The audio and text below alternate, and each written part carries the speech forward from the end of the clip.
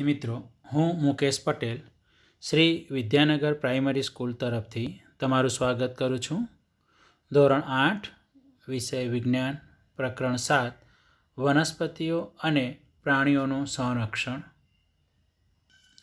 વનસ્પતિઓ અને પ્રાણીઓનું સંરક્ષણ કરવા માટે વનનું હોવું જરૂરી છે. જંગલોનું અસ્તિત્વ ખૂબ ઉપયોગી છે.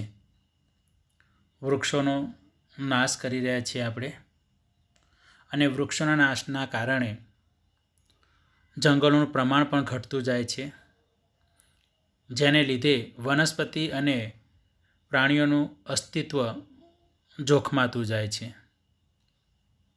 તો વન નાબૂદીની વાત કરીએ આપણે કે વન નાબૂદી જેને કારણે આ બાબત બનતી હોય છે.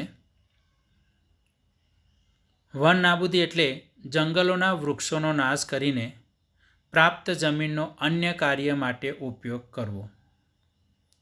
તો જંગલોના વૃક્ષોનો નાશ કરીને પ્રાપ્ત જમીનનો અન્ય કાર્ય માટે ઉપયોગ કરવો એટલે વન નાબૂદી તરીકે ઓળખીએ છીએ.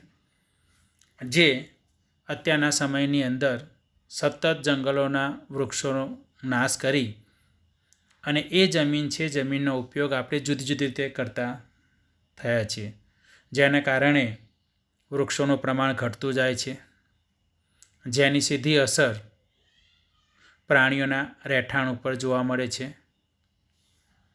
વન નાબૂદીના કયા કારણોસર આપણે જંગલના વૃક્ષો કાપીએ છીએ?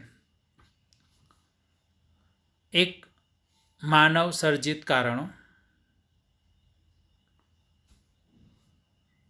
ખેતીવાડી માટે જમીનની જરૂરિયાત, એ હેતુસર આપણે વૃક્ષોને કાપીએ છીએ. રહેઠાણ અને કારખાનાઓ માટે જમીનની જરૂરિયાત. બળતણ અને ફર્નિચર માટે લાકડાનો અમર્યાદિત ઉપયોગ. વનમાં રસ્તા, રેલવે ટ્રેક વિકસાવવા.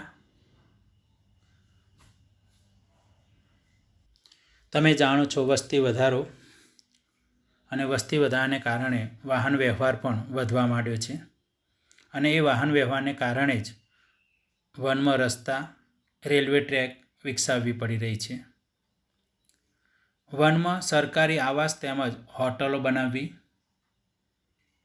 વન પ્રવાસન ઉદ્યોગો. જંગલોમાં ગેરકાયદેસર પ્રવૃત્તિ. તો આ બધી બાબતો જે માનવ સર્જિત છે, અને આ માનવ સર્જિત કારણોને કારણે જ વન નાબૂદીનું પ્રમાણ વધવા લાગ્યું છે. એટલે વન નાબૂદીના કારણોની અંદર માનવ સર્જિત આ કારણો છે, જે આપણી જરૂરિયાત સંતોષવા માટે આપણે સતત જંગલોનો નાશ કરી રહ્યા છીએ. તો વન નાબૂદીના કારણોમાં માનવ સર્જિત કારણોની આપણે ચર્ચા કરી.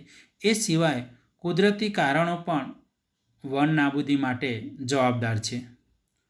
કુદરતી કારણોની જો વાત કરીએ આપણે, તો ભારે વરસાદ, અને આ ભારે વરસાદને કારણે કેટલાય વૃક્ષો જમીનદોસ્ત થઈ જતા હોય છે. એ ઉપરાંત વાત કરીએ તો ભૂસ્ખલન, વૃક્ષોને સામૂહિક રીતે લાગુ પડતો કોઈ રોગ. જ્યારે જંગલની અંદર કોઈ રોગ લાગુ પડે તો એ વ્યાપક પ્રમાણમાં હોવાના કારણે વૃક્ષોને નુકસાન થતું હોય છે, જેના કારણે વૃક્ષોનો નાશ થતો હોય છે. વાવાઝોડા, દાવાનળ, કે જે જંગલમાં લાગતી આગ, કે જેના કારણે કેટલાય વૃક્ષો નાશ પામતા હોય છે. તો આ કુદરતી કારણો છે. તો વન નાબૂદીના કારણોની અંદર માનવ સર્જિત કારણો અને કુદરતી કારણો, જેને કારણે જંગલોનો સતત નાશ થઈ રહ્યો છે. અને વન નાબૂદીને કારણે કેટલીક માઠી અસરો પડવા લાગી છે, અને એ વન નાબૂદીની અસર જે આપણા પરિણામ રૂપે જોવા મળે છે. તો વન નાબૂદીના પરિણામો કયા? તો પહેલી બાબત, વાતાવરણમાં કાર્બન ડાયોક્સાઇડના સ્તરમાં વધારો. તો વન નાબૂદીને કારણે વાતાવરણમાં કાર્બન ડાયોક્સાઇડનું પ્રમાણ સતત વધી રહ્યું છે. તમે જાણો છો, વનસ્પતિ પ્રકાશ સંશ્લેષણની ક્રિયા કરે છે, અને એ દરમિયાન વાતાવરણમાંથી કાર્બન ડાયોક્સાઇડ મેળવે છે અને ઓક્સિજન મુક્ત કરે છે.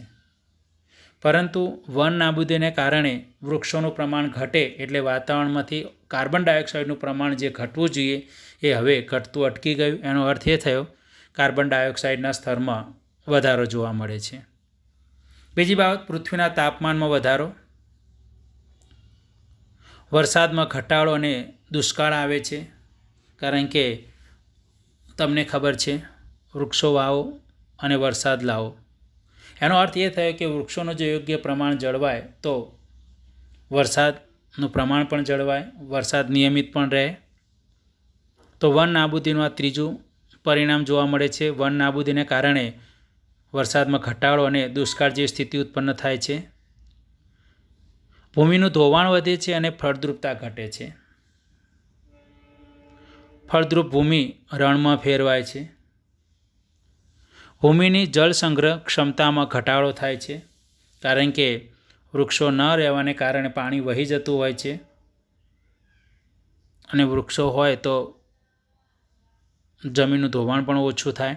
સાથે સાથે પાણી ધીમે ધીમે જમીનમાં ઉતરે એટલે ભૂમિની અંદર પાણીની ક્ષમતા વધતી જાય છે. એટલે કે ભૂમિની અંદર જળ સંગ્રહ ક્ષમતા વધે. પરંતુ વન નાબૂદીને કારણે જળ સંગ્રહ ક્ષમતામાં પણ ઘટાડો થાય છે. એ ઉપરાંત વાત કરીએ તો ભૂમિના પોષક તત્વોના પ્રમાણમાં ઘટાડો, બંધારણ ઉપર તેની વિપરીત અસર જોવા મળે છે વન નાબૂદીની.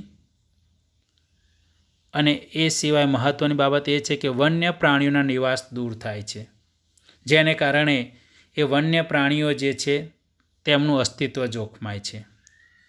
તો વન નાબૂદીના પરિણામો છે આ. વન નાબૂદીની જે અસરો છે એ અસરો જોવા મળતી હોય છે આપણને આ પ્રમાણે. હવે એ અસરોની જો આપણે વાત કરીએ તો પહેલી બાબત, વન નાબૂદીથી ગ્લોબલ વોર્મિંગ જોવા મળે છે આપણને. તો ગ્લોબલ વોર્મિંગની શું અસર એની વાત કરીશું. ગ્લોબલ વોર્મિંગ શું છે તે. ગ્લોબલ વોર્મિંગ એટલે પૃથ્વીના તાપમાનમાં વધારો થવો. વન નાબૂદીથી પૃથ્વી પરના વૃક્ષો ઓછા થાય છે. વૃક્ષો ઓછા થવાથી પ્રકાશ સંશ્લેષણ ઘટે છે અને તેથી કાર્બન ડાયોક્સાઇડનો ઉપયોગ ઓછો થાય છે. અને એના લીધે વાતાવરણમાં કાર્બન ડાયોક્સાઇડનું પ્રમાણ વધે છે, જેથી તે પૃથ્વી દ્વારા પરાવર્તિત ઉષ્મીય વિકિરણોને શોષી તાપમાન વધારે છે. તો આ પ્રમાણે સૂર્યમાંથી છૂટી પડેલા જે વિકિરણો છે એ પૃથ્વીની સપાટી સુધી પહોંચે છે. જ્યારે પૃથ્વીની સપાટી ઉષ્મીય વિકિરણોને વાતાવરણમાં પ્રવેશે છે અથવા વાતાવરણમાં પાછા ફેંકે છે, ત્યારે વાતાવરણમાં રહેલો કાર્બન ડાયોક્સાઇડ વાયુ એને શોષી લે છે. એટલે જેના કારણે કાર્બન ડાયોક્સાઇડનું પ્રમાણ વધવાને કારણે વાતાવરણમાં ઉષ્માનું પ્રમાણ પણ વધે છે. એટલે કે પૃથ્વીના તાપમાનમાં વધારો થાય છે અને જેને આપણે ગ્લોબલ વોર્મિંગ તરીકે ઓળખીએ છીએ. વન નાબૂદીથી વરસાદમાં ઘટાડો, આ બીજી અસર જોવા મળે છે. જે આપણે અસરોની વાત કરતી પણ હવે વિસ્તૃત ચર્ચા કરી રહ્યા છીએ. તો વન નાબૂદીથી વૃક્ષો ઓછા થતાં પ્રકાશ સંશ્લેષણ ઘટે છે અને તેના કારણે વાતાવરણમાં કાર્બન ડાયોક્સાઇડનું પ્રમાણ વધે છે. કાર્બન ડાયોક્સાઇડનું પ્રમાણ વધવાને કારણે પૃથ્વી દ્વારા પરાવર્તિત ઉષ્મીય વિકિરણોને તે શોષી લે છે, જેના લીધે ગ્લોબલ વોર્મિંગની અસર જોવા મળે છે. અને એ ગ્લોબલ વોર્મિંગની અસરને કારણે પૃથ્વીના તાપમાનમાં વધારાથી જળચક્રનું સંતુલન ખોરવાય છે. અને જ્યારે જળચક્રનું સંતુલન ખોરવાય ત્યારે વરસાદ અનિયમિત બને છે, વરસાદમાં ઘટાડો જોવા મળે છે. તો આ વન નાબૂદીથી વરસાદમાં ઘટાડો, તો આ વન નાબૂદીની બીજી એક અસર વિસ્તૃત ચર્ચા કરી આપણે. પહેલી વાત કરી વન નાબૂદીથી ગ્લોબલ વોર્મિંગ અને વન નાબૂદીથી વરસાદમાં ઘટાડો. એ ઉપરાંત વાત કરીએ તો એની અસર ભૂમિ ઉપર પણ થતી હોય છે. ભૂમિ પર જો અસરની વાત કરીએ આપણે તો ભૂમિનું ધોવાણ વધે, ભૂમિની ફળદ્રુપતા ઘટે છે, ભૂમિની જળ સંગ્રહ ક્ષમતામાં પણ ઘટાડો જોવા મળે છે. તેને કારણે ભૂમિના ઉપરના પડ દ્વારા નીચેના સ્તરોમાં પાણી પ્રવેશવાની ક્રિયામાં ઘટાડો થાય છે, કારણ કે વૃક્ષો હોય તો પાણીનું વહન ઝડપથી ન થવાને કારણે પાણી જમીનમાં ધીમે ધીમે નીચે ઉતરી શકે. પરંતુ વન નાબૂદીથી આ ભૂમિના જળ સંગ્રહમાં ઘટાડો સતત થતો જોવા મળે છે. એ સિવાય વાત કરીએ તો ભૂમિના પોષક તત્વોના પ્રમાણ બંધારણ ઉપર વિપરીત અસર એની પણ જોવા મળે છે.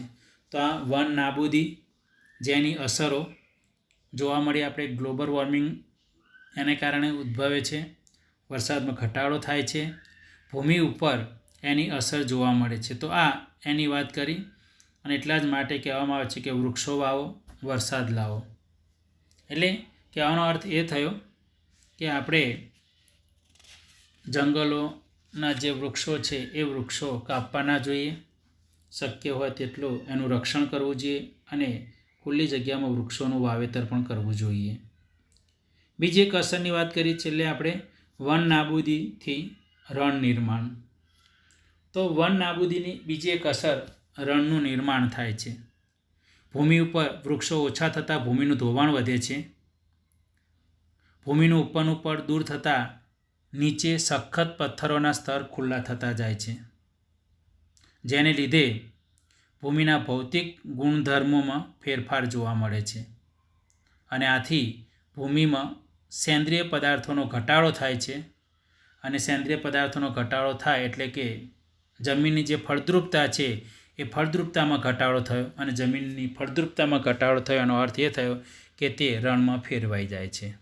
તો આવી રીતે વન નાબૂદી જેની બીજી એક અસર રણનું નિર્માણ થવું, અને આ પ્રમાણે વન નાબૂદી જેના પરિણામોની ચર્ચા કરી. તો આજે ભાગ 1ની અંદર એટલે સુધી ભાગ 1માં આપણે ચર્ચા કરી વન નાબૂદીના કારણો, વન નાબૂદી થવા પાછળના કયા કારણો છે, જેમાં 2 ચર્ચા કરી આપણે, માનવસર્જિત કારણો અને કુદરતી કારણો. બીજી વાત કરી વન નાબૂદીના પરિણામો, અને ઘણા બધા પરિણામો છે એમાંથી આપણે વિસ્તૃત ચર્ચા કરી. ગ્લોબલ વોર્મિંગ, વરસાદમાં ઘટાડો, ભૂમિ ઉપર અસર અને લાસ્ટમાં વાત કરી આપણે રણનું નિર્માણ. તો આજે ભાગ 1નું કામ આટલે સુધી. અહીંયા પ્રકરણ 7માં આવતા બધા જ પ્રશ્નો તમારી સામે ભાગ 1ને અંતે આપીએ છીએ. પ્રશ્ન 1 છે, નીચેના પ્રશ્નોના જવાબ લખો. જેની અંદર પહેલાં 7 પ્રશ્નો છે, જોઈ લો. ત્યારબાદ 8થી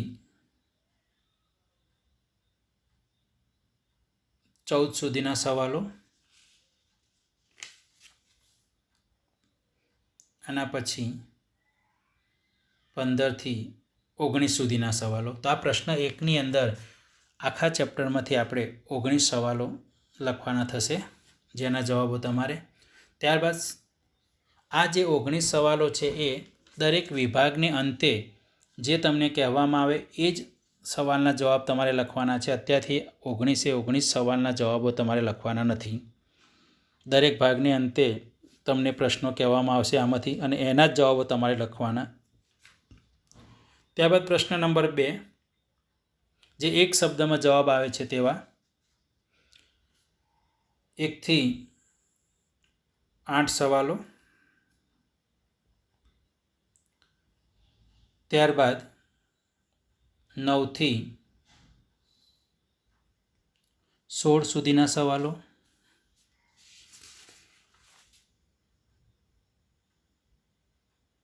અને છેલ્લે 17 થી 21 સુધીના સવાલો.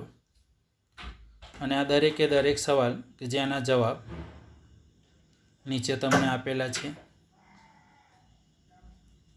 આ જે પ્રશ્ન 2 છે એ પ્રશ્ન 2 તમારે સમગ્ર ચેપ્ટર જ્યારે પૂરું થાય ત્યારબાદ આ પ્રશ્ન 2ના બધા 21 સવાલ અને તેના જવાબ લખવાના છે. તો આજે ભાગ 1માં આપણે જે પૂર્ણ કર્યું એના સવાલો કયા છે, તો 1 થી 5 સવાલ જે તમારે હોમવર્કમાં નોંધવાના છે. પહેલો સવાલ છે વન નાબૂદી એટલે શું, તેના કારણો જણાવો. બીજો સવાલ છે વન નાબૂદીના પરિણામો જણાવો. ત્રીજો સવાલ વન નાબૂદીથી ગ્લોબલ વોર્મિંગ થાય છે, કારણ આપો. ચોથો સવાલ વન નાબૂદીથી કેવી રીતે વરસાદમાં ઘટાડો થાય છે. પાંચમો અને છેલ્લો સવાલ વન નાબૂદીની ભૂમિ ઉપર થતી અસરો લખો. તો ભાગ 1નું કામ આજે પૂરું. ભાગ 2 આવતી વખતે